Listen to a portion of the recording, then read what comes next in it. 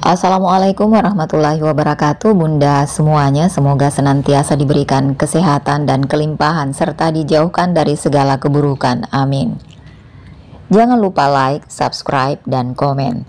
Terima kasih Mimin ucapkan telah setia menyimak channel ini. Mimin lanjutin kisah melabrak pelakor wanita simpanan suamiku part 5. Pov Dika. Aku masuk ke kantor tepat selesai jam makan siang. Jika bukan karena pekerjaan kantorku yang menumpuk, mungkin aku akan memilih untuk libur saja hari ini. Lagi-lagi, aku harus menghadapi wajah langit yang memandangku begitu sinis. Aku merasa tak nyaman lagi dengan keberadaannya di dekatku, apalagi setelah aku tahu ternyata ia adalah mantan kekasih dari istriku dulu. Aku yakin setelah tahu Intan janda, pasti dia akan menjadi orang pertama yang berdiri di garda terdepan. Tumben banget loh datang jam segini. Erlan melihat jam yang melingkar di lengan kirinya. Aku mengabaikan sapanya dan lebih memilih ke ruanganku. Menyelesaikan pekerjaanku yang sudah menanti. Semenjak tahu akan kenyataan yang menampar wajahku itu, hubungan kami bertiga merenggang. Aku tidak pernah lagi nongkrong dan ngobrol bareng. Untuk apa? Mereka bukan teman. Teman apa yang menikam dari belakang? Tapi tunggu dulu. Kenapa langit berjalan ke lantai atas? Bukankah ruangannya ada di hadapanku? Aku kembali ke tempat Erlan berdiri. Kenapa dia ke lantai atas? Apa dia dipanggil atasan? Tanya aku kepo. Dipanggil atasan, dia atasan kita sekarang. Jadi hati-hati aja loh. Jangan buat masalah kalau nggak mau karir lo di perusahaan ini berakhir. Jelasnya. Aku masih belum mengerti dengan ucapan Erlan pun bertanya padanya lagi. Begitu detail dan menyeluruh. Maksudnya gimana? Dia gantikan Pak Manajer kita yang lama? Erlan mengusap wajahnya kasar. Terlihat frustasi menghadapi ketidaktahuanku. Bukan manajer Bambang. Tapi dia yang jadi CEO perusahaan ini. Langit itu anak pemilik perusahaan ini. Pelantikannya dari tadi pagi. Lo aja yang ambruk nongol. Hah? Apa? Teriakku tercekat dan histeris, seakan tak percaya dengan apa yang kudengar dengan telingaku. Jika langit CEO, berarti aku sekarang? Matilah aku. Iya, gemetar kan lo? Habis deh lo. Udah ayo kerja, ujar Erlan. Oh ya, aku lupa.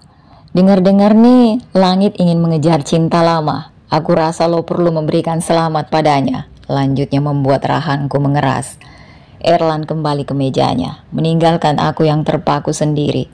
Kedua tanganku terkepal erat. Aku jadi ingat beberapa hari yang lalu, aku menjebaknya dengan file kerja yang palsu, sehingga ia harus disalahkan akibat transfer yang lepas dari genggaman tangan. Andai ia ingin membalas dendam padaku nanti, apa tidak tamat riwayatku? Akan tetapi yang paling berbahaya adalah perkataan Erlan tadi, mengejar cinta lama. Itu artinya Intan. Aku tak akan tinggal diam dan tak terima. Aku mengacak-acak rambutku. Semenjak bercerai dengan Intan, nasib buruk seolah datang menghampiriku, silih berganti. Kini malah bertambah saingan baru, langit dan yoga. Setelah itu siapa lagi? Sementara itu di tempat Intan. Intan, kamu yakin akan pindah keluar kota? Apa kamu tidak pikirkan lagi dengan baik-baik, nak? Ujar mama padaku. Saat ini aku dan mama sedang duduk santai di taman belakang. Aku mengupas buah mangga yang baru saja jatuh 3 buah dari pohonnya. Aku sudah memikirkannya masak-masak, mah. Sebelum perceraianku dengan Dika, mungkin lebih baik untuk kami membuka lembaran baru berdua. Mama harap kamu pikir lagi keinginanmu itu, Intan. Mama sedih kalau harus tinggal di rumah ini sendiri, ujarnya lirih. Sebelah alisku terangkat. Loh, bukannya waktu itu mama berencana tinggal dengan Ayu? Kenapa sekarang tidak jadi? Oh ya, kenapa Ayu sekarang jarang pulang ya, mah? Biasanya dulu 1 bulan sekali. Aku juga sudah lama tidak bertemu Ayu, balasku. Mama tampak tertegun.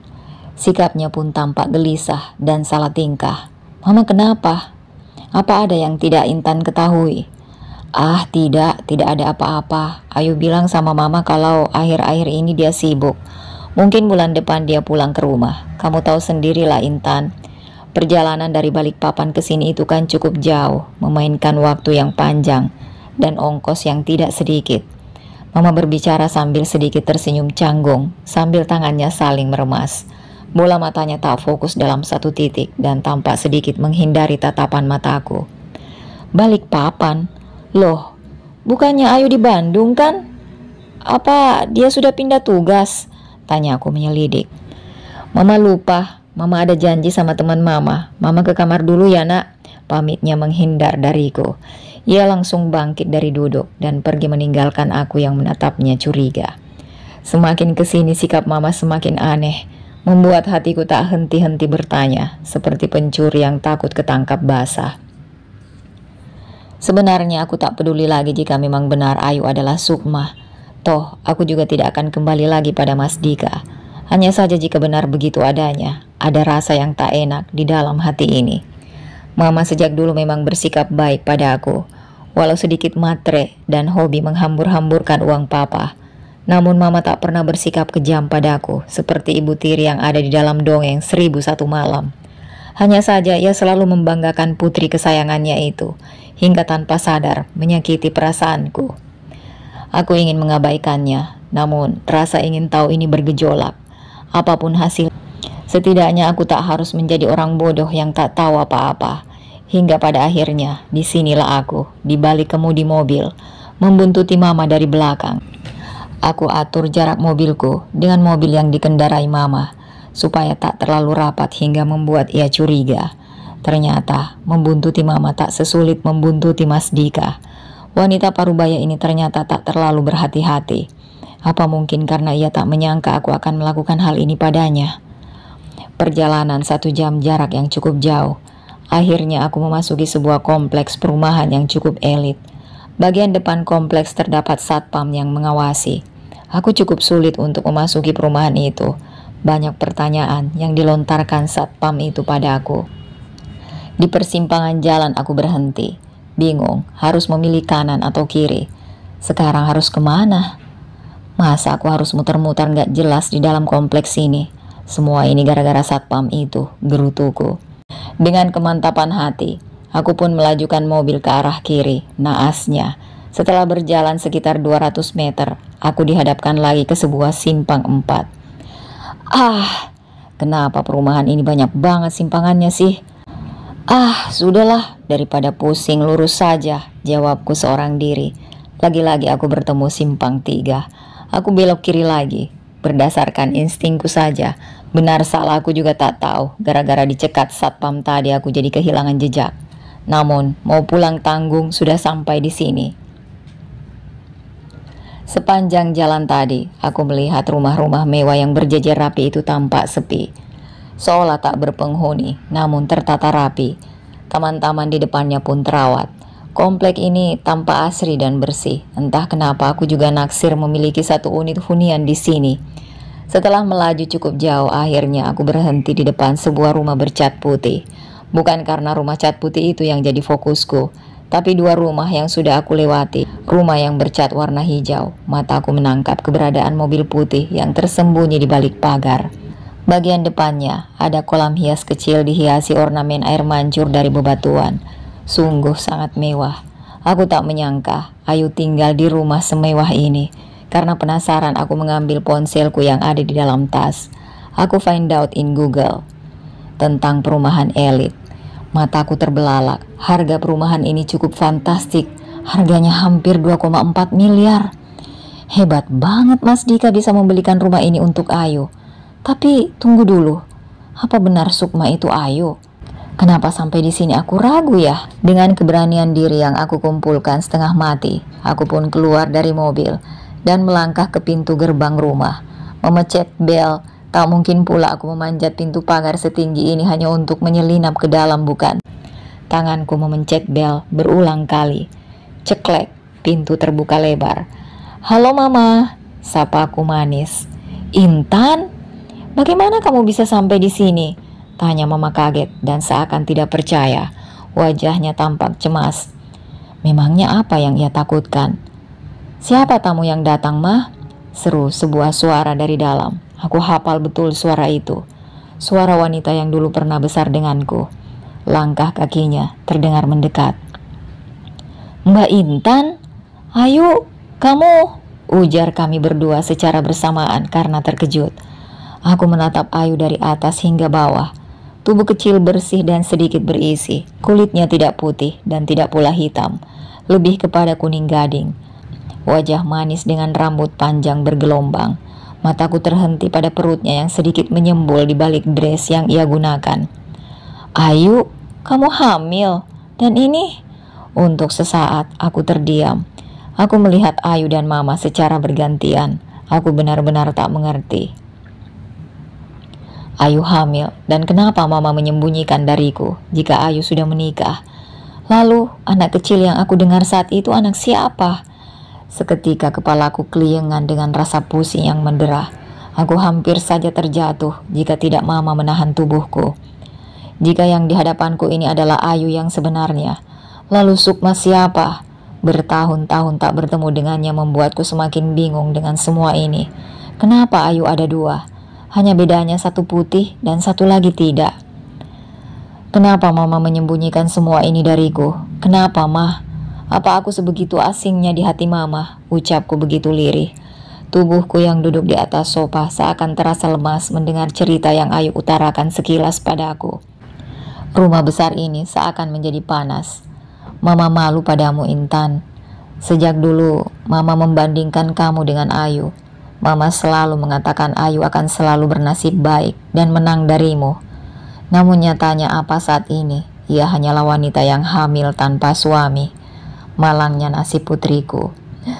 Mama menangis, terseduh menutup wajahnya dengan kedua tangannya. Masih terekam jelas dalam ingatan kenangan masa lalu saat kami berdua masih sama-sama duduk di bangku sekolah. Mama kerap memuji setiap apa yang dilakukan Ayu. Sekecil apapun itu akan selalu menjadi kebanggaan. Aku yang menjadi juara umum di kelas serta pulang ke rumah memegang piala Olimpiade Sains tingkat provinsi. Itu saja dianggap hal biasa menurut Mama. Jika anak-anak lain akan mendapatkan hadiah yang membuat bahagia, sedangkan aku tidak. Mama hanya akan memberiku selamat lalu diam 1000 bahasa. Maka semua itu akan berlalu begitu saja. Aku tersenyum getir setiap mengingat kenangan-kenangan itu. Ceritakan padaku semuanya. Apa sebenarnya yang terjadi saat ini, Mah? Pintaku. Aku masih belum puas jika hanya mendengarnya setengah-setengah. Sedangkan tangisan Mama yang begitu pilu bermakna lain di kepalaku. Aku mengusap pelan punggung Mama. Gurat kepedihan yang mendalam tersirat di wajah manisnya. Ayu yang aku kenal begitu angkuh, kini telah hilang seiring berjalannya waktu. Lama tak jumpa membuat dirinya yang begitu manja, kini berganti menjadi wanita mandiri yang anggun. Aku suka kepribadian ini. Walau aku yakin ada kisah sedih di balik terbentuknya karakter ini. Waktu itu, aku tak sengaja menabrak mobil yang dikendarai seorang wanita, serta anaknya yang berumur 2 tahun. Semuanya terjadi begitu cepat. Akibat kecelakaan itu, ibu dan anak itu meninggal di tempat. Sedangkan aku hanya mengalami cedera di lengan serta kakiku saja. Ayu menjeda ucapannya, menenangkan gejolak hati, meremas erat ujung gaun yang ada di pahanya. Aku melihat ia menahan air mata yang mulai berembun di sudut matanya. Berpura-pura tegar hanyalah kamuflase agar luka di hati ini tampak tak bertambah sakit. Aku menyimak penjelasannya. Celakanya, suami dari wanita itu adalah seorang pemilik perusahaan besar dan merupakan orang berpengaruh di kota ini. Aku sempat kabur dan menyembunyikan diriku. Aku takut di penjara. Kamu tahu sendiri kan, Intan, menjadi narapidana itu tak mudah. Saat keluar pun, status mantan narapidana akan selalu melekat di diriku. Keputusan gegabahku itu membuat lelaki itu semakin marah. Ia naik pitam dan hampir ingin membunuhku. Yah, aku tertangkap olehnya. Lagi pula bagaimana mungkin aku bisa bersembunyi begitu lama darinya. Naif sekali aku. Ayu tertawa getir. Aku menatap Iba. Entah apa yang sedang ia tertawakan. Bukannya kamu bilang saat itu kamu kerja di Bandung? Aku menyela. Ayu menganggukkan kepalanya. Memang aku bekerja di Bandung. Kejadiannya pun berlangsung di sana. Pasangan suami istri itu ada di sana dalam rangka pergi berlibur bersama. Entah ada urusan apa yang membuat wanita itu keluar sendiri bersama anaknya yang masih belia itu. Dari cerita yang aku dengar, suaminya ada kerjaan yang mendesak. meninggalkan istri dan anaknya di villa. Mungkin karena bosan, wanita itu mengajak anaknya keluar dengan menggunakan mobil. Semuanya terjadi begitu saja. Aku tak menyangka mereka meninggal di tempat. Aku tak sengaja, Intan. Aku tak sengaja. Wanita hamil ini mengusap wajahnya kasar, begitu frustasi. Lalu kenapa sekarang kamu bisa hamil? Apa ayah bayi yang kamu kandung adalah pria itu? Tanyaku lagi penasaran. Lagi-lagi Ayu mengangguk pelan. Setelah tertangkap olehnya aku dikurung, diperlakukan kasar dengan segala kebencian yang ia pendam terhadapku. Karena tak tahan, aku memohon dan meminta ampun. Namun pria itu tak mau melepaskanku, hingga akhirnya kami membuat kesepakatan. Kesepakatan apa? Aku yang tak sabaran terus mendesaknya. Mengandung anaknya sebagai ganti anaknya yang telah meninggal, cicitnya. Apa kalian menikah? Ayu menggelengkan kepala. Mataku terbelalak lebar dengan nafas yang seakan terhenti sejenak karena pasokan oksigen seakan menghilang. Apa kamu gila, Ayu? Kamu mengandung anak pria itu tanpa status pernikahan. Apa akalmu sudah hilang? Ujarku penuh amarah. Nafasku pun ikut naik turun. Apalagi yang bisa aku lakukan, Intan? Hanya itu satu-satunya cara agar aku bisa terlepas dari hukumannya. Aku tak sanggup hidup dengan segala beban rasa bersalah ini. Anggap saja ini ganti rugiku untuknya. 2 nyawa diganti dengan 1 nyawa yang aku kandung. Balasnya terdengar pasrah. Tapi seharusnya kamu meminta pria itu untuk menikahimu. Apa yang sedang kalian lakukan ini salah. Lagi pula itu hanya sebuah kecelakaan. Tak seharusnya semua kesalahan dilimpahkan padamu. Salah dia sendiri kenapa lebih mementingkan pekerjaannya dibandingkan anak dan istrinya. Seharusnya kan? Aku mabuk, Intan, potong Ayu. Untuk sejenak aku terdiam. Apa? Saat itu aku dalam keadaan mabuk. Secara hukum aku memang bersalah, Intan. Aku penyebab utama kematian mereka. Aku tak mau dipenjara. Aku tak mau. Kamu tak mengerti, Intan. Tapi apa lelaki itu tak mau menikahimu? Walau bagaimanapun, kamu sedang menanggung anaknya, Ayu. Setidaknya agar anak itu tidak... Aku sulit mengeluarkan kata-kataku. Lidahku seakan tercekat. Aku menatap Ayu dalam. Kami tidak saling mencintai. Lagi pula ia hanya ingin balas dendam padaku, Intan. Membuat statusku tergantung tanpa kepastian. Inilah caranya menghukumku. Ucapnya begitu lirih. Apa yang bisa aku katakan lagi? Bibir ini seakan kaku. Siapa lelaki itu? Siapa namanya? Tanya aku setelah ia cukup tenang. Aku begitu geram dengan pria itu. Bagaimana dia melimpahkan kesalahan itu pada Ayu? Walau Ayu salah, tidak seharusnya pria itu menjerumuskan adikku dalam lembah dosa seperti ini. Ayu mengusap air matanya, menarik nafas panjang dan menghembuskannya secara perlahan. Sebaiknya kamu gak usah tahu, Intan. Aku tak mau dirimu terlibat dengan masalahku. Aku tahu, sekarang kamu juga sedang menghadapi masalah yang cukup pelik. Tapi aku kakakmu, Ayu. Aku berhak tahu. Cukup kalian menyembunyikan semua masalah dariku, membuatku menjadi orang bodoh yang tak tahu apa-apa. Apa aku tak pernah kalian anggap? Bukan begitu. Aku hanya tak ingin membebankan kamu. Masalahmu saja sudah banyak. Tapi aku berterima kasih kamu sudah mau khawatirkan aku. Maaf karena selama ini aku selalu bersikap jahat padamu. Maafkan aku, kakak. Untuk pertama kalinya Ayu memanggilku dengan sebutan itu. Setelah belasan tahun, aku mendekat pada Ayu. Aku merangkul tubuh kecilnya erat. Air mata membasahi wajah kami.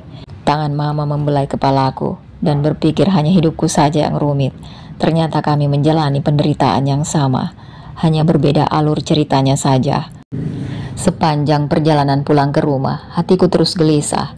Hingga sampai memasuki halaman parkir mobil pun, aku masih memikirkan perkataan Ayu. Tapi dengan kekuasaan yang dimiliki seorang Edward, bagaimana Ayu bisa melawannya? Intan? Aku yang baru saja keluar dari mobil, langsung memutar bola mataku malas saat melihat pria itu berjalan menghampiriku. Kenapa hari ini hidupku begitu apes? Saat moodku sedang tidak baik, justru harus bertemu dengan pria yang aku hindari sejak persidangan perceraian itu. Intan, bisa kita berbicara sebentar saja, pintanya. Aku sibuk, tak ada waktu, lain kali saja, ujarku ketus. Aku melangkahkan kaki mengabaikannya. Tangan Mas Dika mencekal lenganku, membuat langkahku terhenti. Aku langsung menepis tangan itu erat. Namun bukannya terlepas, tangannya justru tersentak menarik tanganku kembali, hingga tubuhku jatuh, terjerembab di dadanya. Dada itu masih sama, orangnya pun masih hidup dan nyata. Namun yang berbeda tak ada lagi kehangatan dan debaran-debaran yang pernah aku rasakan dulu. Semuanya terasa biasa saja. "Lepaskan Mas, kita sudah bukan muhrim lagi." Aku memberontak, mendorong tubuhnya agar menjauh. Mas Dika yang sekarang sangat berbeda dengan Mas Dika saat bersamaku. Aku tersentak kaget, bibirku terkatup dengan mata yang menatapnya tajam. Betul kata orang tua, saat hari menjelang maghrib, tak baik duduk di depan rumah selain dapat nasib buruk. Akan ada setan yang menghampiri, seperti pria yang ada di hadapanku ini, jelmaan hantu. Apa dia pikir pernikahan itu hanyalah permainan, bagai sebuah puzzle yang bisa seenaknya dibongkar pasang? "Apa kamu sakit, Mas? Oh, atau jangan-jangan kamu habis jatuh ya, lalu kepalamu terpentok dinding?" Sindirku terdengar sangat sarkas. "Mas serius, Intan. Mas tahu, Mas salah padamu dan sekarang aku ingin memperbaikinya." Ucapnya begitu tegas, namun membuatku ingin tertawa. Aku tertawa terbahak-bahak, bagai suara kuntilanak yang terkikik di waktu menjelang maghrib, membuat merinding. Aku mengusap sedikit air mata yang timbul di sudut mataku. Tawaku yang begitu nyaring membuat dadaku sesak seakan ingin mati. Aku menarik nafas dan menetralkan tawaku. Aku acungi jempol. "Keseriusanmu, Mas. Keseriusan menghancurkan hatiku." "Kamu ingin memperbaikinya? Memperbaiki dengan apa? Apa yang bisa kamu perbaiki, ha? Apa dengan menceraikan Sukma, lalu kembali denganku kamu pikir semuanya akan bisa kembali lagi seperti awal lagi, begitu ya?" Bentakku dipenuhi emosi. Walau intonasi suaraku harus aku tekan sedikit agar perdebatan ini tak terdengar hingga ke tetangga. "Bukan begitu, Intan. Sukma hanyalah sebuah kesalahan yang aku perbuat. Andai kamu hanya diam dan tak mencari tahu, maka semuanya akan aman-aman saja. Toh sejak awal aku juga memang akan meninggalkan Sukma," jawabnya. "Sungguh hebat sekali lelaki yang dulu aku nikahi selama 10 tahun ini. Aku ingin sekali memberikan penghargaan padanya. Penghargaan sebagai lelaki terbrengsek sedunia." Enak sekali dia ngomong. Sebagai selingan, dia pikir kami para wanita ini hanya boneka yang bisa seenaknya ia mainkan. Sekarang aku sangat yakin, Mas. Keputusanku bercerai dari dirimu adalah keputusan yang paling tepat.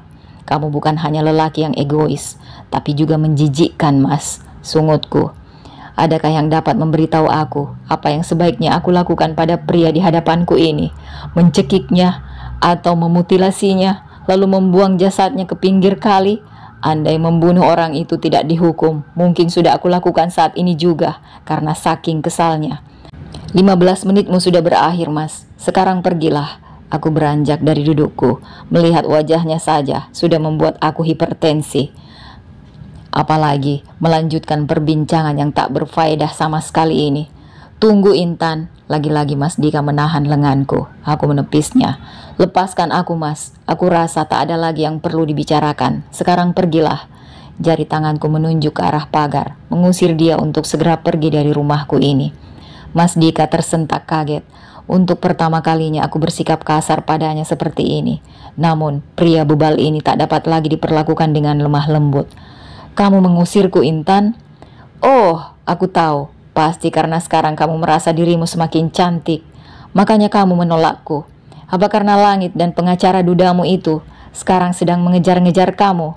Makanya kamu menolak untuk rujuk denganku?" Tuduhnya sangat keterlaluan bagiku. Dia yang berbuat, dia pula yang melimpahkan kesalahan padaku. Dasar lelaki tak tahu diri. Aku mulai terpikir kenapa selama 10 tahun berumah tangga, aku bisa tertipu dengan sikap lemah lembutnya. Ternyata beginilah sifat aslinya. "Pintar sekali kamu mengolah kata-kata, Mas. Terkadang kamu menyalahkan dirimu sendiri, namun secepat angin kamu memutarnya menjadi pedang yang menusuk dan memojokkanku. Aku cantik, memang sejak dulu bukan? Hanya kamu saja yang tak bersyukur memiliki aku." Aku menjeda ucapanku, membalas tatapannya seakan menantang. "Aku Intan Clarissa Putri, sesuai namaku. batu permata yang indah. Aku akan terlihat sangat berharga jika berada di tangan orang yang tepat. Namun saat berada di tangan lelaki yang salah, aku hanya akan dianggap pecahan kaca yang tak berguna. Apa sekarang kamu menyesal, Mas? Kita akan tahu seberapa berharga pasangan kita saat kita sudah kehilangan. Seperti apa yang kamu lakukan saat ini? Iya kan, Mas? Tapi sayang, rasa penyesalan dan kehilanganmu itu sudah terlambat. Hati ini, lanjutku sambil menunjuk dada sebelah kiriku. Di sini sudah mati, tak ada lagi rasa untukmu karena telah kamu hancurkan berkeping-keping dengan tak bersisa. Tak bisakah kamu memberikanku kesempatan kedua, Intan? Tuhan saja Maha Pemaaf, masa kamu tidak? Tapi aku bukan Tuhan, Mas, aku manusia, wanita rapuh yang berpura-pura menjadi kuat. Namun di hati ini remuk redam, Mas. Bagiku tak ada yang namanya kesempatan kedua bagi seorang pengkhianat. Untuk apa kesempatan kedua jika pada akhirnya kamu akan mengulanginya lagi dan lagi? Bahkan sampai detik ini saja, kamu tak menyadari kesalahanmu itu apa. Aku tak sanggup mengobati luka, tekanku. Aku langsung membelokkan badanku, meninggalkan dia untuk masuk ke dalam rumah. Tanganku dengan cepat menutup pintu dan menguncinya sebelum Mas Dika menerobos masuk. Sementara itu, di rumah Sukma, semenjak perceraiannya dengan Intan, Mas Dika berubah, baik tingkah laku dan kebiasaan. Dari dulu dia memang jarang menemui aku, karena waktunya ia habiskan bersama anak dan istri pertamanya. Namun saat bertemu, ia akan bersikap lembut dan memanjakan aku. Mas Dika juga kerap memberikanku hadiah kecil untuk menyenangkan hatiku yang cemburu dengan kedekatannya dan istri tuanya itu. Aku sempat berpikir dengan menyingkirkan Intan dari hidup Mas Dika, serta membuat diriku menjadi satu-satunya istri. Mungkin hidupku akan berwarna, karena tak lagi harus berbagi hati, waktu, serta perhatian. Itulah sebabnya aku menukar hadiah yang akan Mas Dika berikan pada Intan dengan lingerie yang aku beli sendiri. Aku berharap Intan sakit hati dan menderita. Hidupnya akan sengsara dan terlunta-lunta di jalan. Namun kenyataan yang ada justru menghancurkan ekspektasiku. Dia justru bahagia, harta yang dimilikinya berlimpah. Bahkan tubuh gempalnya pun kini sudah berubah menjadi langsing dan indah. Apalagi sikap Mas Dika yang semakin acuh padaku membuat menderita. Aku benar-benar tambah membencinya. Aku memasuki kamar yang menjadi tempat peraduan kami berdua. Kudapati tubuh kotor Mas Dika terlentang di atas ranjang. Jangan harap aku akan jadi istri yang baik hati, melayani suami yang sedang mabuk dengan membuka sepatu dan mengganti pakaiannya agar tidurnya lebih nyaman. Aku tak sudi. Aku mengambil bantal kepala serta gulingku yang berada di dekat Mas Dika, lalu selimut baru di dalam lemari pakaian. Lebih baik aku tidur di sofa panjang di sudut ruangan. Malam berganti pagi. Aku sudah siap, cantik, dan wangi di meja makan. Makanan sudah terhidang dengan rapi. Bukan aku yang memasak, tapi si Mbak yang datang setiap pagi, lalu pulang sore. Ialah yang bertugas membersihkan semua ruangan di rumah ini serta memasak. Aku tak pernah memasak. Aku tak ingin meracuni orang lain dengan makananku yang jauh dari kata layak dikonsumsi. Aku menikmati sarapanku dengan santai. Jam sudah menunjukkan pukul 8:30. Sudah dapat dikatakan tak pagi lagi, atau lebih tepatnya pagi menjelang siang. Biasanya dalam keadaan semabuk apapun, ia akan terbangun, walau agak sedikit terlambat untuk ke kantor. Akan tetapi kali ini, justru jauh terlambat. Pintu kamarku terbuka. Mas Dika sudah bangun, sudah mandi, tapi masih dengan pakaian santainya. Ujung alisku sebelah kiri menukik tajam. Mas Dika duduk di sebelahku. Ia mencentong nasi goreng lalu mengambil lauk pauk serta kerupuk udang. Tak sedikit pun ia mengeluarkan suara, walau hanya sekedar menyapa aku. "Kamu nggak kerja, Mas?" Tanya aku memecah kesunyian di antara kami berdua. "Enggak, aku dipecat," jawabnya santai sambil masih melanjutkan sarapan. Aku tersentak kaget hingga sendok yang ada di tanganku terjatuh menimpa piring, menimbulkan bunyi berdenting yang sedikit nyaring. Aku menatap Mas Dika seakan tak percaya. Ia mengatakan kehilangan pekerjaan semudah mengatakan baru saja memecah sebuah piring kaca. Kamu sedang bercanda, Mas? Apa kamu sedang demam karena habis minum alkohol semalaman? Makanya pagi ini kamu masih berhalusinasi. Mas Dika menghentikan makannya, membalas tatapan mataku. Kamu lihat apa aku tampak seperti sedang bercanda? Lebih baik sekarang kamu diam, Sukma. Kamu membuat selera makanku hilang saja, sungutnya. Loh, aku cuma nanya, wajar dong. Karena kalau kehilangan pekerjaan, lalu bagaimana dengan aku dan Maura? Bagaimana dengan kebutuhan rumah tangga kita? Aku mengutarakan keresahan hatiku. Masalah biaya hidup, aku masih punya tabungan. Jika kurang, kita bisa menjual salah satu rumah. Cukup untuk mengcover kebutuhan kita sampai aku mendapatkan pekerjaan baru, jawabnya. Tapi tetap saja, Mas, kamu dipecat karena apa? Memangnya masalah apa yang kamu lakukan hingga kamu kehilangan pekerjaanmu? Desakku. Hatiku tak puas dengan jawabannya. Kesalahan fatal apa yang ia lakukan sehingga kehilangan pekerjaan yang sudah hampir 10 tahun ia geluti? Hanyalah masalah kecil. Sudahlah, jangan dibahas lagi. Aku malas mengingatnya. Cuma masalah kecil katamu, Mas? Kalau masalah kecil, kenapa kamu bisa dipecat hingga kini? Kamu harus kehilangan pekerjaanmu. Kehilangan pekerjaan, sama saja kamu kehilangan kaki, Mas. Umur kamu itu tidak lagi muda.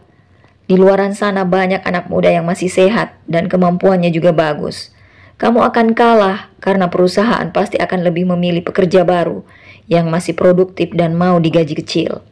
Sungutku, aku mulai meradang dengan ucapannya yang terdengar menyepelekan keadaan. Sedangkan kamu, ya ampun, Mas, kamu benar-benar kebangetan ya jadi orang. Brak! Mas Dika menggebrak meja dengan keras, membuat aku terperanjat kaget. Matanya menatapku nyalang. Ia tampak begitu marah padaku, hingga aku meneguk ludah, nyaliku ciut melihat amarah di wajahnya. Apa yang kamu tahu, Sukma? Yang ada di pikiranmu itu hanya uang, uang dan uang saja. Sangat jauh berbeda dengan Intan. Jika Intan yang dihadapkan dengan masalah seperti ini, dia pasti akan mendukungku, menenangkan aku, tidak seperti kamu. Apa katamu, Mas? Intan? Jangan bilang semua akar dari masalah ini karena Intan. Kamu dipecat dari kantor karena kamu membuat masalah yang berhubungan dengan Intan. Iya kan, Mas? Tekanku. Dengarkan aku, Mas. Sekarang yang jadi prioritas kamu itu adalah aku, Mas, bukan Intan. Karena yang jadi istri kamu sekarang itu aku, bukan Intan. Lagi pula ngapain juga kamu mikirin Intan? Sedangkan mantan istri kamu itu mungkin saja sedang senang-senangnya menjalani status barunya itu. Buktinya, sekarang dia sedang menggoda duda kaya di luaran sana, lanjutku. Sukma! Tangan Mas Dika melayang ke pipiku. Rasanya sungguh pedih sekali. Dadaku terasa sesak. Mata ini pun kabur dengan air mata yang menggenang. Kamu tega menamparku, Mas, cicitku. Satu kali kedipan air mata ini langsung jatuh berderai. Semua ini karena kamu yang terlalu ikut campur. Aku juga tak suka kamu mengatakan hal buruk tentang Intan. Aku yang lebih mengenal dia daripada kamu. Lagi pula, Intan itu juga ibu dari anakku, bela Mas Dika. Semakin membuat nyeri di dalam dada ini. Masih sebegitu dalamkah perasaannya untuk mantan istrinya itu? Hingga ia masih membela sampai seperti ini.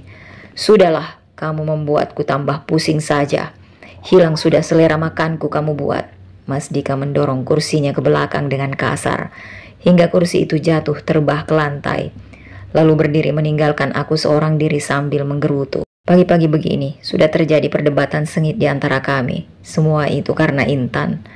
Aku begitu kesal dengan Intan. Enak saja sekarang dia bahagia, sedangkan aku justru harus menangis seorang diri di rumah ini. Aku beranjak dari dudukku, meraih tas, serta ponsel yang ada di kamar. Tak lupa kunci mobil.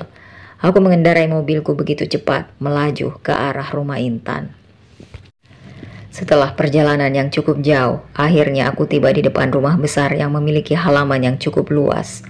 2 buah mobil terparkir di halaman rumah. Melihat rumah Intan yang begitu besar, ditambah kehidupannya yang sekarang, membuat rasa iri serta cemburu yang ada di dalam hatiku semakin bergejolak. Aku melangkahkan kaki masuk ke teras rumah, mengetuk pintu rumah dengan kuat. Intan adalah anak dari keluarga kaya, Bapaknya yang juragan tanah dan perkebunan membuat hidupnya sejak kecil berkecukupan. Berbeda dengan bapakku yang hobi kawin. Sedangkan ibuku entah berada di mana saat ini. Entah masih hidup atau sudah tinggal nama, aku juga tak tahu. Lama banget sih, ngapain aja di dalam? Gerutuku. Tanganku kembali mengetuk pintu dengan kuat. Diketukan ketiga, pintu itu pun terbuka, menampilkan sosok wanita yang aku cari. Kamu? Ada perlu apa kamu mencariku sampai ke sini? Ujar Intan heran. Ia menatap kehadiranku tak suka. Tak usah pakai basa-basi. Aku kesini cuma mau peringatkan kamu. Jangan ganggu suamiku. Kamu dan Mas Dika itu sudah bercerai. Jadi jangan keganjengan hanya karena kamu sekarang sudah cantik. Ujarku sinis. Apa aku tak salah dengar? Aku menggoda Mas Dika. Kenapa? Apa sekarang kamu ketakutan akan nasib buruk yang kamu ciptakan sendiri? Lagi pula, untuk apa aku memunguti kembali apa yang sudah aku hibahkan pada orang lain? Sampah itu memang letaknya pada tong sampah. Balasnya tak kalah tajam, mengoyak harga diriku. Matanya menjelit kepada aku. Aku mendorong dadanya dengan kuat, membuat tubuh tingginya itu sedikit terhuyung. Jaga ucapanmu. Siapa yang kamu maksud dengan tong sampah? Jangan sombong karena sekarang sudah cantik. Aku yakin dengan kecantikanmu kamu seperti ini. Pasti sudah ada rumah tangga yang kamu rusak. Dasar sok suci, teriakku padanya. Aku mencemooh dirinya karena menurutku dia sama saja denganku. Kertas lusuh tak akan pernah bisa menjadi baru, walau berulang kali dirapikan. Kau, aku sempat berpikir, seorang pelakor masih punya harga dibandingkan seorang pelacur. Namun aku salah, ternyata mereka sama saja, yang berbeda hanya status. Aku tak peduli dengan suamimu itu. Buktinya, aku sudah menghibahkannya padamu lengkap dengan harta yang dimilikinya. Walau sesungguhnya aku berhak atas harta itu, dia juga masih memiliki kewajiban terhadap anakku. Jika pada akhirnya Mas Dika berpaling darimu, jangan salahkan aku. Karena apa? Karena Mas Dika itu sadar, semewah apapun sebuah hotel, itu hanyalah tempat bermalam sementara, bukan rumah. Tangkas Intan tak kalah emosinya. Aku cukup terhenyak dengan ucapannya barusan. Perih dan menyakitkan. Apa-apaan kalian? Suara kalian berdua begitu nyaring hingga ke dalam. Ada apa ini, Intan? Seorang wanita parubaya keluar menghampiri kami. Suaranya begitu lantang menegur. Ia tak suka mendengar pertengkaran sengit. Lihat wanita ini, mah. Dia menuduhku menggoda Mas Dika agar kembali padaku. Aduh Intan, dengan bibirnya yang terus menyunggingkan senyum sinis padaku. Kau yang menggoda suamimu? Dia orangnya. Tanyanya memastikan. Intan mengangguk. Tatapan kami bertemu, jantungku seakan berhenti memompa sejenak, membuat tubuhku terpaku bagai batu. Tatapan kebencian yang ia lontarkan padaku membuat hati kecilku terasa begitu nyeri. Mama, teriakku tercekat. Aku seakan tak percaya dengan apa yang ada di hadapanku sekarang. Aku seperti melihat replika nyata, sosok yang selalu aku pandangi dengan kerinduan di balik foto. Walau usia di foto itu berbeda, namun aku yakin betul wanita yang difoto dengan wanita yang ada di hadapanku saat ini sama. Aku melemparkan tatapan penuh kebencian pada wanita bertubuh mungil itu. Pandangan mata kami bertemu. Untuk sesaat, aku menelisik wajahnya. Ada sesuatu yang hadir di hatiku, membuatku tak nyaman. Wajahnya sangat familiar bagiku. Semakin aku menatap lekat wajahnya, semakin aku menyadari kemiripan wajah itu dengan putriku Ayu. Hanya yang berbeda, dagu serta hidung yang sedikit mancung dipadu kulit yang begitu putih, bagai siang dan malam jika dia disejajarkan dengan Ayu. Mama, teriaknya tercekat, membuat jantungku langsung berhenti berdetak sejenak. Pasokan udara di sekitarku seakan menghilang begitu saja. Mataku berkaca-kaca. Aku terpaku di tempat. Benarkah dia adalah orang yang ada dalam pikiranku saat ini? Di mana papamu? Apa ini yang ia ajarkan padamu, Yayu? Menjadi perusak rumah tangga orang lain, ucapku sarkas. Air mata putri sulungku itu berderai. Rasa rindu itu terpancar dari binar matanya. Hatiku begitu sakit. Melihat Rahayu yang seperti ini mengingatkanku pada sosok mantan suamiku dulu. Papa sudah meninggal 7 tahun yang lalu, Mah. Yayu kangen sama Mama. Apa Mama tak kangen sama Yayu? Ujarnya lirih. Mama tak habis pikir denganmu, Yayu. Bagaimana bisa kamu menjadi seperti ini? Kenapa kamu menjadi orang ketiga dalam rumah tangga orang lain? Apa tak ada lelaki yang single yang bisa kamu jadikan pendamping? Kenapa harus suami orang? Apalagi lelaki itu suami. Tanganku tengadah menunjuk ke arah Intan. Ya Tuhan, Yayu, aku menangis tak tahu harus berkata apa lagi. Anakku menjadi pelakor di kehidupan anak sambungku, membuat dadaku begitu sesak. Aku menggenggam baju yang menutup dadaku erat. Aku tak tahu jika Intan adalah anak mama juga. Aku tak tahu. Jika kamu tahu, kamu akan mencari suami orang lain untuk kamu rusak rumah tangganya. Begitu maksudmu, ha? Sejak awal mama tak setuju kamu ikut dengan papamu. Tapi kamu menolak saat mama ingin menjemputmu. Sekarang, lihat dirimu. Lihat apa yang kamu lakukan. Balasku cepat. Aku mengeluarkan segala unek-unek yang ada di hati. Ma, aku seperti ini juga karena mama. Mama tak pernah ada saat aku membutuhkan mama. Sekarang mama justru lebih menyayangi dia daripada aku. Aku ini putri kandungmu. Tak bisakah kamu memaafkan kesalahan kecil yang aku lakukan? Jika dia saja sudah mau melepaskan pria yang sekarang menjadi suamiku, ujarnya. Apa kamu ingat? Apa perlu mama ingatkan kembali? Waktu kecil memang mama akui, mama membiarkan papamu membawamu karena posisi mama yang sulit. Namun saat kamu berumur 15 tahun, mama datang dan mengajakmu untuk ikut mama. Tapi apa? Kamu menolak kehadiran mama dengan mentah-mentah. Kamu lebih memilih papamu yang tukang selingkuh itu. Sekarang lihat, bagaimana kamu sekarang? Persis replika dia, di atas hingga ke bawah. Membenci orang lain adalah hal yang paling mudah untukku. Namun membenci darah daging sendiri seperti menuding pisau ke dada sendiri. Namun memaafkan terasa begitu sulit. Satu sisi anak kandung yang menghancurkan, sedang satu sisi lagi ada Intan yang dihancurkan hidupnya. Melihat Intan, aku seakan melihat diriku yang dulu. Air mata ini kembali berderai, jatuh membasahi wajah tuaku ini. Pergilah dari sini. Aku tak mau memiliki putri seorang pelakor. Kau mengingatkanku akan wanita itu. Wanita yang membuat hidupku hancur. Pergilah, usirku. Rahayu menangis sesegukan. Ia mencoba mendekat, namun tanganku lebih dulu terangkat, meminta ia untuk berhenti dari tempatnya. Bawa mama masuk, Intan, pintaku. Intan memapa tubuhku yang sudah terasa lemas, meninggalkan Rahayu dengan tatapan kepedihan. Ma, siapa Sukma? Dia kembaran Ayu, tanya Intan. Aku datang ke dalam rumah ini saat ia berumur 10 tahun, sedangkan Ayu berumur 5 tahun. Wajar saja jika ia tak mengetahui ceritanya, karena aku dan Mas Tommy sepakat untuk tidak mengungkit lagi kisah di masa lalu. Aku menarik nafas panjang, menceritakan kembali kisah lama, sama dengan membuka lagi luka yang dengan susah payah aku tutup rapat.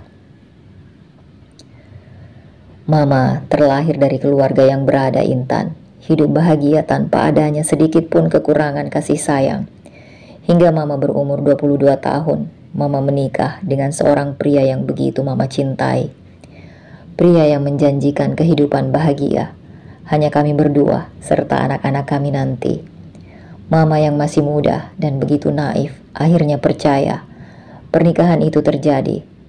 Kami memang hidup bahagia pada awalnya, hingga pernikahan menginjak di tahun ketiga pernikahan kami. Saat itu Rahayu berumur 2 tahun dan Ayu berumur 5 bulan dalam kandungan mama. Mama mendapati suami yang mama cintai sedang berselingkuh dan bersanding mesra di pelaminan dengan wanita lain. Aku menutup wajahku dengan kedua telapak tanganku. Air mata ini semakin menganak sungai. Kamu bisa bayangkan, dalam keadaan perut buncit, mama harus mendapati kenyataan yang begitu memilukan. Mama marah saat itu. Mama mengamuk dan sempat membuat keributan di tempat itu. Tapi hal itu tidak menyurutkan keinginan dia untuk menikahi wanita itu. Karena apa? Karena ternyata wanita itu juga sedang mengandung seperti mama. Satu sisi hati mama sakit dan tak terima, tapi satu sisi lagi mama tak tega membiarkan seorang wanita melahirkan anak tanpa ayahnya. Aku kembali menjeda ucapanku. Lalu mama meminta cerai pada suami mama dulu, tanyanya. Tidak, karena saat itu nenekmu masih hidup dan dalam kondisi sakit-sakitan. Setelah kepergian kakekmu, bagaimana mama menceritakan kepedihan hati ini? Intan mengangguk, mengerti maksudku. Terus mama melanjutkan pernikahan itu. mencoba ikhlas berbagi hati dan suami. Namun ternyata tak mudah seperti yang diucapkan Intan. Saat Ayu berumur 3 tahun dan Rahayu 5 tahun, Mama menuntut cerai. Perceraian itu terjadi begitu mudah karena saat itu ia dengan sukarela membagi sebagian harta yang ia miliki untuk Mama. Dengan catatan Rahayu bersamanya. Hingga Rahayu sudah cukup umur dan memilih sendiri ia akan ikut siapa. Lalu Mama ketemu Papa dan menikah? Tanya Intan kembali. Papamu pria baik, Intan. Itu sebabnya hingga sekarang Mama tak akan kepikiran untuk mencari penggantinya di sisi Mama. Jika Tuhan mengizinkan, Mama hanya ingin berjodoh dengannya di akhirat nanti. Ia adil sebagai suami serta ayah. Lihat bagaimana ia memikirkan masa depanmu, ujarku. Kini Intan ikut menangis bersamaku. Aku merindukan Mas Tommy. Jika ia masih hidup, maka bahunya lah yang aku jadikan tempat bersandar. Mama beruntung karena setelah kepedihan, Mama menemukan Papa, sedangkan aku. Tidak sayang, Mama yakin ada seseorang yang akan hadir dan mengobati sakit di hatimu. Terkadang melepaskan bukan berarti kalah, namun memberi peluang untuk yang baik datang. Melepaskan lebih baik daripada terus menggenggam yang pada akhirnya membuatmu semakin terluka, hiburku. Kami berpelukan, saling menguatkan atas derita yang sama. Setelah kejadian demi kejadian, rasanya aku butuh suasana baru. Akhirnya aku memutuskan untuk pindah dari kota ini. Tapi Intan, tidak bisakah kamu membatalkan rencana kepindahanmu? Mama mulai terbiasa dengan adanya kamu di sini, Nak. Setiap orang tua pasti suka dikelilingi oleh anak-anaknya. Kita buka lembaran baru bersama di sini, pintanya. Binar mata tua itu kembali mulai berkaca-kaca. Aku tahu itu, tak ada orang tua yang tidak senang dikelilingi anak-anaknya. Namun, rencanaku sudah bulat dan matang. Semuanya juga sudah siap. Kami hanya perlu membawa pakaian. Masalah barang-barang di rumah ini tak ada satupun yang aku bawa. Rumah ini juga tidak akan aku jual karena rumah ini akan menjadi kenangan. Ma, kita hanya pisah kota. Mama bisa pergi menemuiku, begitupun denganku. Tolong, biarkan aku mengejar ketenanganku di sana. Mama terdiam sejenak, lalu menganggukkan kepalanya pelan. Walau aku tahu, ada sisi tak rela yang ia rasakan. Lagi-lagi, ia mengusap kepalaku lembut, lalu pamit keluar dari kamarku. Ku tatap kepergian punggungnya hingga menghilang di balik pintu. Semua aku pasrahkan pada Tuhan. Sejauh mana kaki ini menjelajah, pasti akan ada rumah di mana aku akan kembali. Dan rumah ini akan menjadi kenangan paling indah di hatiku. Ada bahagia dan air mata di sini. Aku memang bukan wanita yang berpakaian syar'i, yang paham hukum-hukum agama. Aku masih suka menggerai rambut panjangku dan memamerkan keindahannya pada dunia. Tapi aku tidak pernah meninggalkan sholat sebagai tiang agamaku. Duduk bersila di musola kecil sambil melantunkan ayat suci membuat hatiku tenang. Apapun yang terjadi saat ini, aku pasrah. Jalan hidup yang sudah digariskan tak dapat aku bantah. Hanya ikhlas menjalaninya saja. Berharap ada secercah warna indah yang diselipkan Tuhan di antara kelamnya lembaran warna hitam. Aku menatap musola kecil ini yang menjadi tempat di mana aku belajar sholat untuk pertama kali. Letak musola yang berada di lantai 1, dekat taman belakang, membuatku malas untuk sholat di sini. Aku lebih memilih sholat di kamarku. Entah kenapa hari ini aku justru ingin di sini. Mataku terpaku, menatap dinding yang terkelupas karena terukir namaku. Aku tersenyum mengingat bagaimana dulu aku dimarahi Papa karena mengukir namaku di sana dengan paku beton. Aku tersenyum. Pandanganku sekarang beralih ke arah mimbar yang berada di tengah. Tampak di mataku Ayu kecil yang tertawa melihat aku dihukum berdiri satu kaki sambil menjewer kedua telingaku. Entahlah, sejak dulu aku tak pernah mau menggunakan hijab 24 jam. Aku hanya mengenakan itu hanya di saat-saat tertentu saja. Intan, anak perempuan tak berhijab akan membawa dosa pada ayahnya. Intan mau papa dihukum Allah karena tidak mengajarkan Intan menutup aurat, ujar papa kala itu. Tapi kan dosa anak ditanggung orang tua saat masih belia, papa. Saat sudah balik ditanggung diri sendiri. Kenapa papa yang menanggung dosa Intan? Bantah bibir kecilku kala itu, membuat satu pecutan lolos di kaki. Saat itu aku sudah berumur 15 tahun. Aku terpengaruh pergaulan yang kebanyakan teman-temanku tidak berhijab. Wajah tegas itu menjadi tampak jelas di ingatan.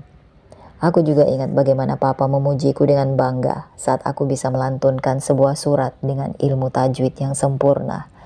Aku mengusap air mata yang mulai menetes deras. Sekarang aku mengerti, Pak. Maaf jika aku menjadi putrimu yang nakal.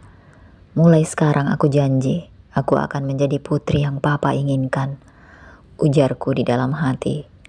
Menutup mata ini menikmati setiap tetes air mata, sambil membayangkan kembali wajah ayahku. Tangan lebar dan hangat menyentuh kulitku dan mengusap pipiku. Aku tersentak, membuat mataku yang tertutup seketika terbuka. Aku melihat lelaki itu sudah duduk bersila di hadapanku. Jarak kami begitu dekat. Aku tak tahu kapan ia datang. Bahkan langkah kakinya pun tidak terdengar di telingaku. Kamu cantik jika sedang menggunakan mukena seperti ini, Intan. Tapi tanpa air mata. Dan lihat cekungan di bawah mata ini, ujarnya. Suara lembutnya terdengar mendayu di telingaku. Lelaki ini terkadang seperti hantu yang selalu membayangi hidupku. Kenapa kamu bisa di sini? Tanyaku mengabaikan ucapannya. Hatiku sudah kebas dengan rayuan klise seperti itu. Kenapa kamu begitu kejam, Intan? Kenapa kamu ingin pergi jauh meninggalkanku? Tanyanya. Tatapan matanya menatapku tajam. Aku menangkap ada kemarahan di dalam sana. Aku tak tahu dia mengetahui kabar itu dari mana. Selain Ammar, Nini dan Mama, tidak ada lagi yang tahu tentang kepindahanku. Apa yang ada di diri Dika dan tak ada di diriku? Kenapa dulu kamu begitu mudah menerima Dika sebagai pendamping hidupmu, tapi begitu sulit menerima aku? Aku yakin ada alasan lain yang mendorongmu melakukan itu. Bukan hanya karena foto-foto palsu itu saja. Aku terpaku. Tak pernah menyangka pernyataan ini akan meluncur dari bibirnya. Jawab aku, Intan, sentaknya. Imam. Aku memilih Mas Dika karena kupikir dia bisa menjadi imam yang baik untukku. Jawabku mantap. Langit terkekeh kesal. Apa kamu pikir aku tak mampu menjadi imammu? Apa kamu pernah sholat, Mas Dika? Memang pria yang tidak setia, tapi ia tidak pernah lupa sholat. Setidaknya denganku, saat bersamaku, ia menjalankan tugasnya sebagai seorang muslim. Mas Dika memang berpoligami, tapi dia tidak bersinah. Walau hatiku sakit dengan kenyataan itu, aku meremas dadaku dengan erat. Aku selalu sakit setiap membahas hal ini. Syariat agama yang memperbolehkan lelaki memiliki istri 4 menjadi tamengnya untuk melindungi diri. Ibadah tidak untuk dipamerkan, Intan. Aku memang bukan umat yang taat, selalu melakukan 5 waktu setiap hari. Tapi bukan berarti aku tak punya iman. Aku pastikan bisa menjadi imam seperti yang kamu mau, serunya lantang. Aku menatap ke dalam bola matanya. Benarkah? Bagaimana caranya? Menikahlah denganku, maka akan aku tunjukkan semuanya padamu. Aku pastikan hanya kamu yang menjadi satu-satunya makmumku. Kini aku yang terkekeh. Apa masih bisa aku percaya janji manusia? Dulu Mas Dika juga menjanjikan hal yang sama, namun nyatanya ada sukma di antara kami. Ia memiliki makmum lain yang ia sembunyikan dariku. Aku menghapus air mataku, mengontrol emosi hati yang kian menderu. Apa aku harus menyebut namamu di sepertiga malamku, agar kamu percaya dan membuka hatimu untukku? Kedua tangan langit menahan kedua pipiku, membuat wajahku kembali berhadapan dengannya. Tatapan mata kami kini bertemu untuk beberapa saat. Hembusan nafasnya naik turun. Lakukanlah, jawabku pada akhirnya. Aku tak tahu harus menjawab apa agar dia mundur. Tak ada guna menjelaskan padanya. jika pernikahan tidak hanya sebatas antara dia dan aku, tapi ada keluarganya. Langit tidak akan mendengarkanku jika jalan yang akan ditempuhnya adalah jalan terjal. Langit mengangguk dan tersenyum. Baiklah, tunggu aku. Ia mengecup keningku dengan lembut, membuat hatiku berdesir. Maaf, aku tahu apa yang aku lakukan ini salah, tapi biarkan malam ini saja aku menciummu seperti itu, pintanya lirih. Sekarang pulanglah, ujarku mengusirnya pulang. Walau enggan, ia terpaksa melakukan apa yang aku pinta. Ku tatap punggungnya menjauh. Air mata kini kembali mengalir tak tertahankan. Aku tak percaya kata cinta atau janji yang pada akhirnya akan hilang seiring berjalannya waktu. Biarkan Tuhan yang menentukan jalan takdir ini. Apapun yang terjadi nanti, aku pasrah padamu ya Allah. Engkau maha mengetahui apa yang terbaik. Bismillah. Aku tersentak kaget saat Nini menggoyang tubuhku, membuyarkan pikiran yang sejak tadi melayang entah kemana. Mbak Intan, Mbak mikirin apa sih Mbak? Serunya pada aku. Mbak Intan. Aku menoleh, menarik nafasku yang terasa berat. Gak ada, jawabku singkat. Mbak pasti mikirin Mas Langit ya. Udah Mbak, kalau rindu bilang saja daripada bengong gitu. Ayam tetanggaku di kampung, gara-gara bengong gitu selama 3 hari. Besoknya mati loh Mbak. Kalau cinta, bilang aja oke, gitu aja kok susah Mbak. Komentarnya pada aku, mataku melebar. Kamu ngomong apa sih Ni? Mbak gak ngerti. Elakku. Aku mengalihkan pandanganku darinya. Aku lagi malas beradu argumen dengan asisten rumah tanggaku ini. Udah Mbak, jangan malu sama Nini. Nini tuh sebenarnya tahu. Sebenarnya Mbak tuh cinta kan sama Mas Langit. Cuman Mbak Intan tuh takut aja kalau Mas Langit itu sama seperti suami Mbak dulu. Ujarnya lagi, membuatku lagi-lagi menghela napas. Tak aku pungkiri, apa yang dikatakannya memang benar. Mau bagaimana lagi? Baru mau memulai hubungan baru saja, ibunya sudah tak suka denganku. Bagaimana kalau nanti ibunya memaksa dirinya menikah lagi saat ia sudah menikah denganku? Aku kembali menghela nafas, memikirkan drama percintaanku yang terasa begitu rumit. Mbak, kok malah melamun lagi? Ini loh, nasinya mau dimakan atau tidak? Sudah hampir 2 jam loh Mbak Intan anggurin. Amar aja sudah makan 3 kali hari ini. Belum lagi nanti, makan malam. Sekarang Mbak, sarapan saja belum. Nanti sakit loh, omelnya. Beresin aja nih, aku sudah kenyang. Kenyang apaan? Kenyang makan angin atau kenyang melamun? Ujarnya kembali yang masih terdengar di telingaku. Duduk santai di depan TV, sebuah pesan masuk di ponselku. Pesan dari Paman Dipto, perihal tiket pesawat untuk keberangkatanku besok yang sudah dipesannya secara online. Aku menghidupkan TV. Kenapa dari kemarin pikiranku jadi pusing dan bingung begini? Gumamku lirih. Saat sedang bingung dengan perasaanku sendiri, ponselku berdering, tertera nomor Dokter Farida di layar. Aku mengerutkan dahi. Ada gerangan apa Dokter Farida menelponku? Assalamualaikum dokter. Intan, ke rumah sakit segera, ini darurat. Titahnya terdengar panik. Ada apa dok? Ke rumah sakit sekarang Intan. Langit, dia masuk rumah sakit. Dek, jantungku seakan berhenti sesaat. Tak menunggu lama, aku langsung bergegas ke rumah sakit setelah mematikan sambungan ponsel itu secara sepihak. Sesampainya di ruang rawat yang dituju, kubuka perlahan pintu ruangan yang didominasi warna putih tersebut. Dokter Farida ada di sana. Ia duduk di samping Langit, melihat kedatanganku. Hati ini terenyuh melihat selang infus kembali terpasang di tangannya. Pas kali kamu datang Intan. Cepat, kamu beri makan baby besar ini. Sudah 2 hari tidak ada satupun nasi yang masuk ke dalam perutnya. Cairan infus tidak cukup untuknya. Dokter Farida berdiri, menyodorkan semangkok bubur padaku. Aku menerimanya, menatap Langit sedih. Setelah menyerahkan mangkok itu, Dokter Farida pergi tanpa berkata apa-apa lagi padaku. Kenapa tidak makan? Lihat tuh, tubuhmu kurus begitu. Jadi jelek kan? Ejekku. Langit membuang mukanya. Ia menatap keluar jendela, enggan menatapku. Ayo, buka mulutmu. Kamu tahu betapa khawatirnya aku tadi saat mendengar kamu masuk rumah sakit. Hayo makan. Aku mendekatkan sendok ke dekat wajahnya. Namun lagi-lagi Langit bergeming. Langit, please, jangan seperti anak kecil yang merajuk saat keinginannya tidak dituruti, ucapku lagi. Ngapain kamu kesini? Biarkan saja aku di sini. Aku hidup juga nggak ada guna, bikin orang tuaku sedih saja.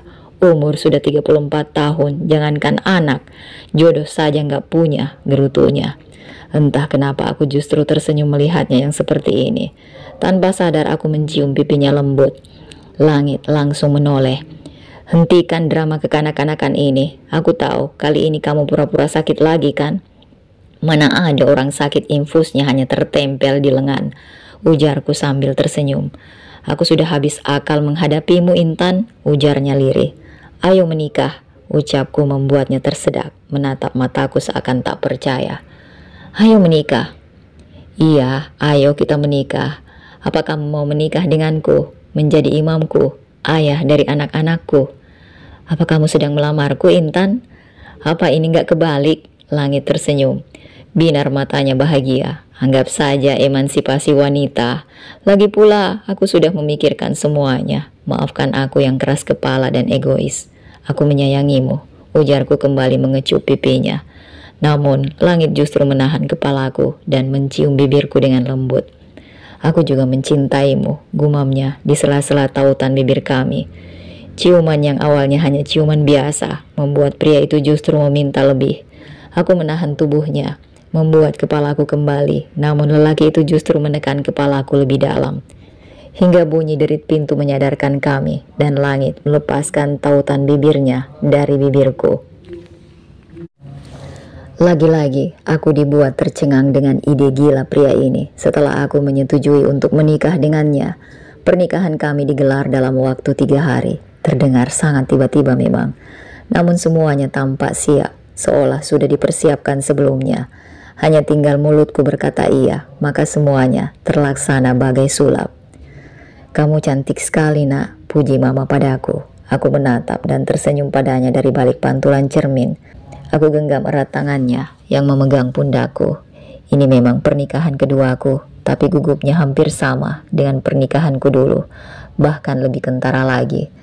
Pintu kamarku terbuka, muncullah Dokter Farida dari balik pintu. Sudah siap, Intan? Aku menganggukkan kepala. Mama dan Dokter Farida menuntunku untuk berjalan keluar menuju lantai 1, tempat di mana akan diadakannya ijab kabul.